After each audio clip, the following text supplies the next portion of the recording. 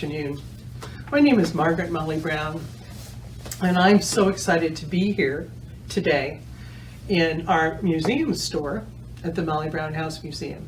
But I also want to read a story to you, a story that's available when you come to visit us that you can purchase in our bookstore, this book part of our store.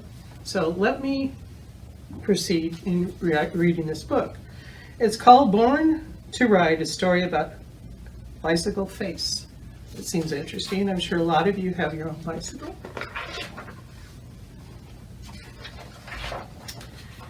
All right. Here's a little quote from some of you who do not know but who Susan B. Anthony was.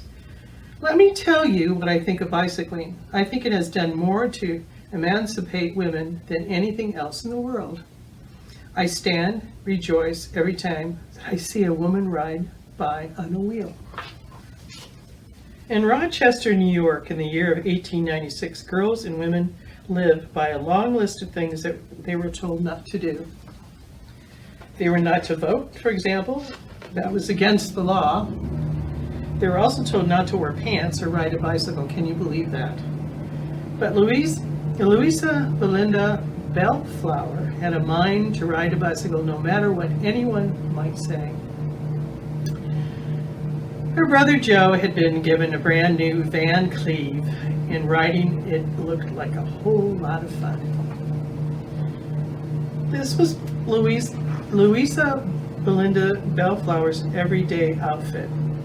Not comfortable, I think you will agree. This was Joe's everyday outfit. Also not comfortable, at least one could cartwheel in it. Louisa Belinda cast aside her skirt and put on her brother's pants. Teach me to ride, she said. What will Mother say? Joe asked. She really didn't know, said Louisa. But what about, Joe lowered his voice, bicycle face? It's real, you know. Everyone says no, so even Dr. Brown. He says girls aren't strong enough to balance, that your eyes will bulge and your jaw will close up from the strain of trying, maybe forever. Louisa Belinda had heard the rumors. She considered for a moment. She had lovely eyes, and how would she eat with a closed-up jaw? But Joe's eyes did not bulge, his jaw had not closed up, but she could balance the length of a fallen log just the same as he could. Joe was a very good teacher, patient and clear in giving instructions. Even so, Louisa Belinda fell. It fell again and again and again and again. Joe said, "Want to call it a day?" Louisa Belinda hurt all over. She touched her eyes, tested her jaw. "How's my face?" "Same as ever," Joe said. Louisa Belinda sighed of relief. A very large part of her wanted to give up, to go inside for tea and cake and a hot bath. But she gave up now. Would she ever try again? So she said, "I will ride." She hopped back on, wobbled, then lo, she rode. With some alarm, she felt her eyes bulge, but her mouth widened into a gigantic, joyous smile. Like a bird in flight, she soared over the hill. Like a fox on the prairie, she skimmed the ground. Like a bear, she would roar. "Hello, world, this is my bicycle face." "Those pants seem quite practical, Louisa Belinda," said her mother.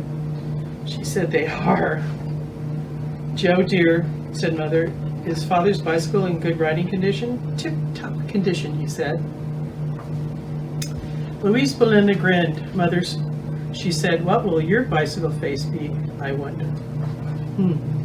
It's a good question.